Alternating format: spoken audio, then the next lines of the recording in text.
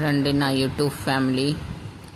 ఈరోజు అమావాస్య ప్లస్ ఉగాది రెండున్న మనం ఒకరోజు ఒకటి ఏనా. ఈరోజు అనమాట అమావాస్య కదా. ఇగో బిందె, చిన్న బిందె ఉండేది మన ఇంట్లో. ఆ బిందెకి శుభ్రంగా కడిగేసి చేసేసి పసుపు రాసేసి బొట్లు పెడతాం మనం. మా ఇంట్లోని పద్ధతి పసుపు బొట్లు ఎట్టేసి దానికి శుభ్రంగా అనమాట వేప కొమ్మలతోని అలంకరిస్తాం అన్నమాట. అమ్మవారి పూజ చేస్తాం ఈరోజు. ఇంకోటి శుభ్రంగా వేప కొమ్మలు తీసుకొని వచ్చాను. వేప పువ్వులు పూసేసాయి, అవి రేపటి కోసం ఉగాది కదా.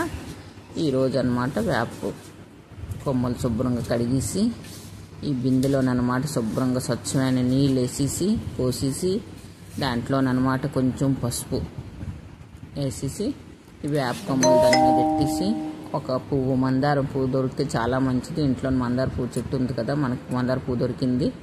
ఇంకో మందార పువ్వు పెట్టేసి బోల్డ్ మందార పువ్వులు అవుతున్నాయి, చక్కగా అలంకరించిస్తుంటాను అనమాట. చాలా బాగా అనిపిస్తుంది ఈ పూజ చేస్తుంటే.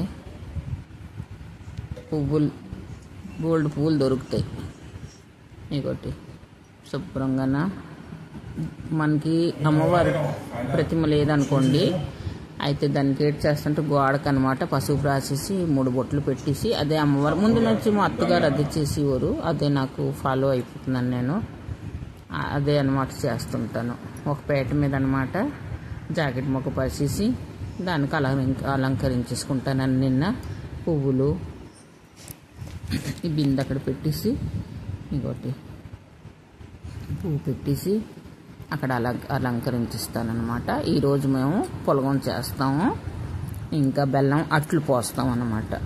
అమ్మవారి పూజ కదా, అమ్మవారికి అన్నమాట ఇష్టం పులగం. వేరే రకాలు అందరూ వేరేగా చేసుకుంటారు. మేమన్నమాట ఈ విధికి చేసుకుంటాం. అట్లు పోస్తాం. ఇంకా చీరా జాకెట్ ఉంటే చీరా జాకెట్ మనం చూపించేసి కొబ్బరికాయ కొట్టేసి అన్నీ శుభ్రంగా పూజ చేస్తాం. ఇంకోటి ఇక్కడ ఆవిర్చేసుకున్నాను నిన్న పేట మీద అనమాట.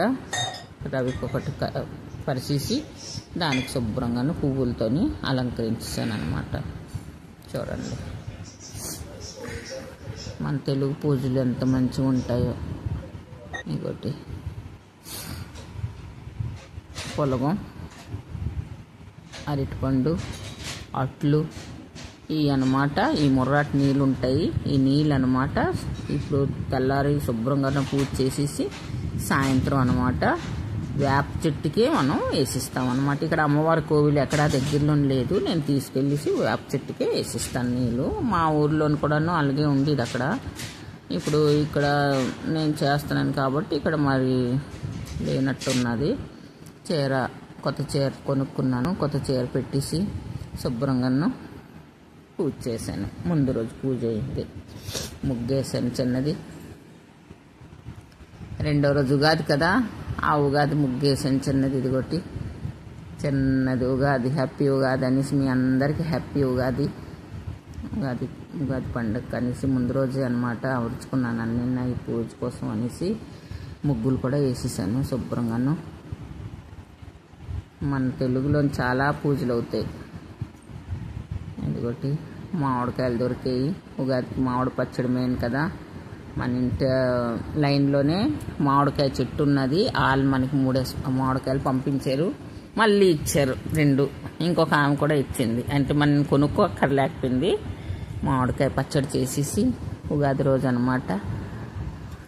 మీ అందరు కూడా చేస్తున్నట్టున్నారు పూజ.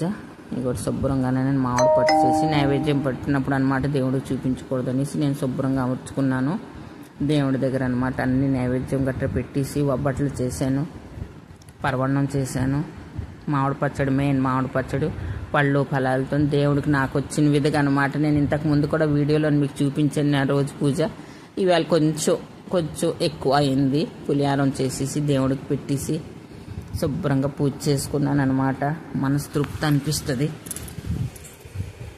ఇలా పూజ చేసుకుంటే. సంవత్సరంకి ఒకసారి మనకు తెలుగులోని చాలా పూజలు ఉంటాయి, అవునా కాదా?